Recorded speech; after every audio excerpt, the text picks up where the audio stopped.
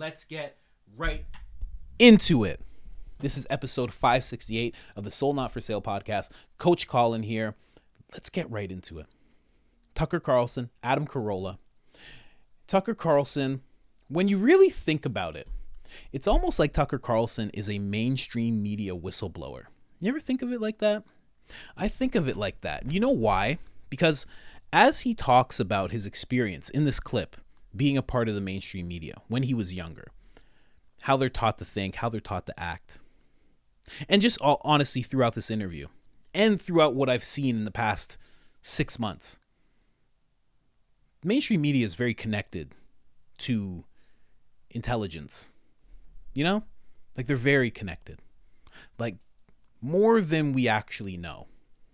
I think we think it's to a certain level, and I think we'd be shocked to see the actual level that it's connected. I really do. Even the most tinfoil hat person would be surprised of how connected they are. That's just my hunch. That's my feeling. So Tucker Carlson talks about his experience in the mainstream media, the mindset that you have, what you're forced to do, what you're forced to think, how you can't go against the tribe. And then he says something absolutely crazy. Okay? And I'm not going to tell you what that thing is that he says. I want to see if you can spot the absolutely wild thing Tucker Carlson says in this clip. I hope you can spot it. I'm not gonna tell you what it is. I really hope you can spot it. Let's get into that. Before I do, of course, I have to bring you to the store. I gotta bring you here. It's IamCoachColin.com, and we have a whole bunch of absolutely amazing anti-establishment stuff. And this is our newest design. Let's get a close-up. We the People. This is called the We the People t-shirt. We got We the People hoodies, tank tops, men and women's. All right, giving the one finger salute to a man that deserves it more than no other, the one who tells us that we will own nothing and be happy. We have this design, and we also have, as everybody knows, the shot heard round the world, the man, the myth, the legend himself, and I can't wait to hear from him again. I know they put a gag order on him, but I don't think, if an indictment won't hold this guy, I don't think a gag order is going to either. I'll be honest with you. And we also have the certified pure blood shirt for those of you that survived the pandemic unscathed. But be warned, over the next 6 months, 12 months, you will have to stay strong once again. You're going to be tested. We all are. And the Public Enemy #1 shirt. If you don't know about this, gentlemen, please Google the World Economic Forum. Please Google Agenda 2030. Please Google You Will Own Nothing and Be Happy, and you will quickly understand why I've branded that man Public Enemy #1, the shirt that I'm wearing right now. All of this is available at IamCoachColin.com, and if you want 10% off of anything you just saw, all you have to do is put in the discount code IamCoachColin. That's it. All capital letters, all one word, one L in the name Colin, gets you 10% off on us. And if you've done that already, thank you so much. Your support means the world to us. I can't express that enough. I got to say it every episode. Let's get into this clip. Because when I was on the construction side, they said you can work doing FM radio for the rest of your life and nothing else. I would have said, give me that contract. Yeah, I don't know how fast I can sign that contract. And then you have some success in that arena, and you go into another arena and you have some ask difficult enough questions. And I wound up supporting something that was really bad for the United States and evil, in my opinion. So why did I do that? Part of it was I was young and stupid. Part of it was, I think, if I'm being honest, this was not conscious, but it's still true. I felt vulnerable. You know, I had at the time 3 kids. I've got a mortgage. Like, do you really want to pick a fight with everybody when you're 31 and you're just trying to like pay tuition and keep your shit together? Maybe you don't. And I think it's an age thing to a certain extent. Like at a certain age, whatever it is, if you're in the same business and you feel like you've sort of done what you set out to do, you're like, I don't really need to impress anybody at this point. I'm not, in debt. Speaking for myself, I'm not rich. I will never be rich. I'm pretty sure of that. But I'm not in hock to anybody. I don't owe anybody anything. And my kids are grown. So it's like, why would I ever lie? I'm just in a different place. And so you can't, it's not that I lied intentionally before. I mean it. I didn't. And I never have been in favor of lying. However, I think I did not allow myself to think certain things because they were just too counter narrative. They were like, everybody I knew, the world I lived in Northwest DC, like everyone works either directly for the government or is a parasite on government effectively, including people I love and know really well. And the media is too, by the way. I mean, the media is reporting on government, but it's also dependent on government. In 2008, it became really clear that Barack Obama had been having sex with men and smoking crack. And a guy came forward, Larry Sinclair, and said, I'll sign an affidavit. And he did. I'll take a lie detector. And he did. I smoked crack with Barack Obama and had sex with him. Well, that was obviously true. Nobody reported it, not because they were squeamish about sex or drugs, but because the Obama campaign said anyone who reports on this gets no access to the Obama campaign. And so they didn't report on it. So that happens. That's just one small example, but that happens all the time with lots of different issues. Now, and do you believe that transpired, or do you believe the guy is legitimate, or both? Oh, the Larry Sinclair story? Oh, that definitely happened. Oh, for sure. I mean, I've talked to Larry Sinclair about it, and definitely it happened. I mean, Larry Sinclair's been in and out of prison during one period. I mean, 40 years ago, he was in and out of prison. He's got a criminal record by definition. He's, poor. He's got a disordered life. He's missing a tooth. Like, he's not, an Atlantic fellow. He's not going to the Aspen Ideas Festival. I think he has a record of deception. Obviously, he does.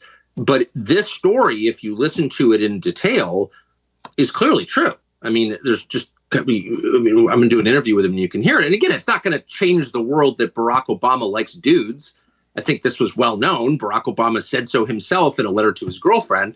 And by the way, that's kind of Barack Obama's business. I'm not attacking him for liking dudes. I'm just saying the amount of lying in the media about it was unbelievable. Like, people knew this was true, and it was quite obviously true at the time. And people who covered the campaign didn't say anything about it because they didn't want to lose access to the campaign.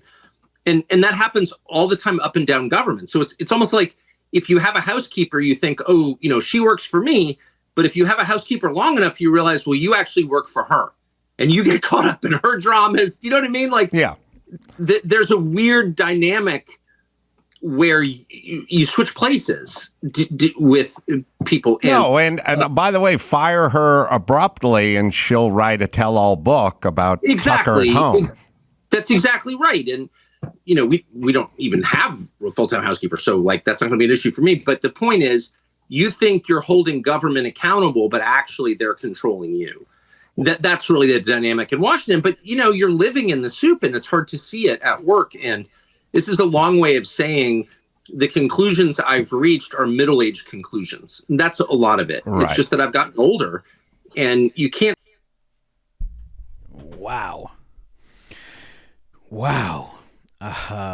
That stuff he said about being young, huh? Like, yeah, just the stuff he said about being young. That was the crazy thing that he said. I don't know if you caught it. Just 1991, he said. That's the crazy thing that threw me off. That's the only thing. It wasn't anything else. And he said he's going to interview the guy. I don't know if you caught that. I don't know if you caught that. He said he's going to interview the guy. What?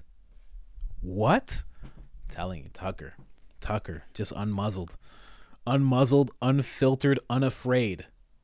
Whew, my gosh. And I know about that story as well, and I don't know.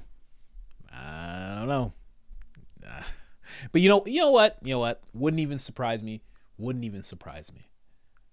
For a long time, before I even thought about talking about politics or anything, I used to delve deep into the occult that goes into the music industry. And I notice now, as I talk about politics and I learn about politicians and I learn about their past, man, Hollywood and politics is like, they're like hand in hand. They really are. So it's no surprise that the behavior goes hand in hand as well. Not even surprised. They're probably at the same parties. You know, those eyes wide shut parties, those weird masks on, those kooky masks. Anyway, let me stop talking about that. That's for another episode coming soon. But wild what he's actually talking about. Again, going back to that point of him being like a whistleblower. He really is. He really is like a whistleblower. He's talking about things that you never hear. Like, usually someone in the media, they get to Wolf Blitzer's age, they get to Larry King's age, and they just stay within it forever. They never depart. They never have abrupt firings or anything like that. That they're going to start talking about what goes on behind the scenes, what goes on inside someone's mind as they're covering things. You never hear that. You know, even somebody like Megyn Kelly, who left abruptly and is one of those people, she never talks about how it was behind the scenes, how it was when she was coming up. She doesn't touch on that much. Don Lemon, he hasn't talked about that. Imagine Don Lemon did. Oh, gosh. That would be like a CNN files. You know, like Twitter files. Oh, gosh. That guy probably has some wild stories. But he's probably complacent in them as well, so he doesn't talk about it. It's a very interesting, going back to Hollywood and the politicians, it's almost like politicians are the actor. Like, the politicians that we have in front of us are like the actors of politics. You know, there's certain celebrities that you see over and over again. There's thousands of people, hundreds of thousands of people in Hollywood, but there's only a few that we see all the time, right, that are chosen. Politics works the exact same way, right? There's thousands of people, thousands. The deep state. There's a deep state to Hollywood as well, you know? People that never lose positions. They've been in these positions forever. I've met so many. I used to work in film and television. There's so many people where you meet them and they're like, I worked on Ghostbusters. And you're like, what? And you're like, yeah, I've been around forever. I watched this star like climb the ranks. It's like, those guys have more power than you think. Same way when you talk about the deep state. I don't know. It's very interesting. Like The Rock is the biggest star, right? But he's not the one that controls things. Like, there's people who could be on set that could walk in and be like, be quiet, Dwayne. Thank you. I'm talking. And he'll be like, yep, no problem. Same thing goes for the president, I would think. You know? Same thing goes with reporters. There's like a deep state to all of these things. Their own separate deep states. Or maybe it's all the same. Not sure. But what do you think about what Tucker just said about that? He didn't lie, but he didn't allow himself to think certain things. Very honest coming from Tucker. Because, you know, he doesn't want to just outright say it, but he also doesn't want to lie. So he didn't allow himself to think certain things. I completely understand that, and I imagine it's hard, right? Again, I go back to Hollywood. Like, imagine you figure out how Hollywood really works, but it's something you've wanted your whole life, how the music industry really works, but it's something you've wanted your whole life. Do you just turn away from the thing you've wanted forever? Or do you just go, I guess it's how it works. It's not really a part of my value system. It kind of violates my integrity, but it's been my dream forever. And it's going to change my life if I just embrace one or two things that I think are a little off-putting. It's a thing to think about. And I think situations like that are where your soul lies. You know? When people talk about selling their soul, I think it's situations like that. But it's not one situation. It's time after time. It chips away. And there's only so long you can stand it. Which is why we see in politics and in Hollywood, people get pushed to like a breaking point. And we're like, where did that come from? Why are they acting like that? Like, why did Tucker break away? It brings me back to something I heard Dave Chappelle say a long time ago. He had just ran away to Africa. The Chappelle show was in peril. It was getting canceled because Dave Chappelle didn't want to be a part of it anymore.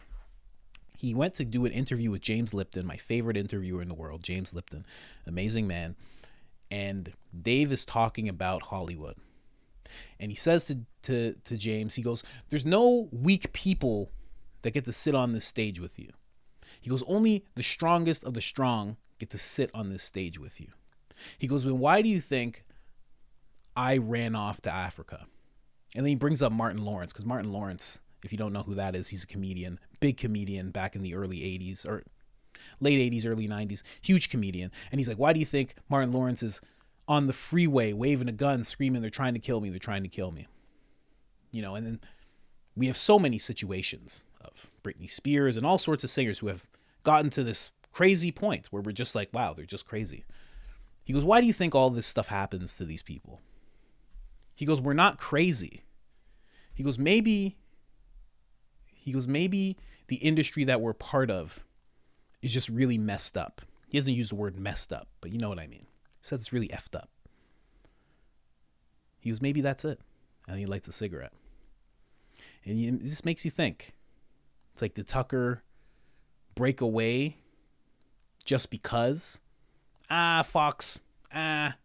Was it just like or was there something more? Is there something more within these industries, within these sectors, that push people to a point where you're like Tucker and you're like, I can't lie anymore. I can't make these things up anymore. I don't want to have to push myself to think a certain way.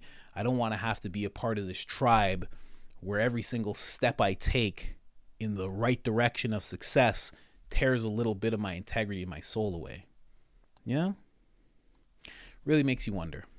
God bless people like him that are whistleblowers, you know? They're willing to talk about how it really is. Because someone like me, if he didn't talk about it, maybe I would be aspiring to be in that position at Fox. Maybe I'd want that. Why do I want to be in this little studio that I have that's basically in a closet? No, I want to be in Fox. I want to be around the big lights and the big cameras. The more people speak out like this, the less we look up to people that are in those positions. And I think we'd all be a lot better off if we stopped looking up to those people. Anyways, guys, like the video if you haven't liked it already. Subscribe if you haven't subscribed already. We're making 1 to 3 videos a day. Hit me up in the comments. I'm out.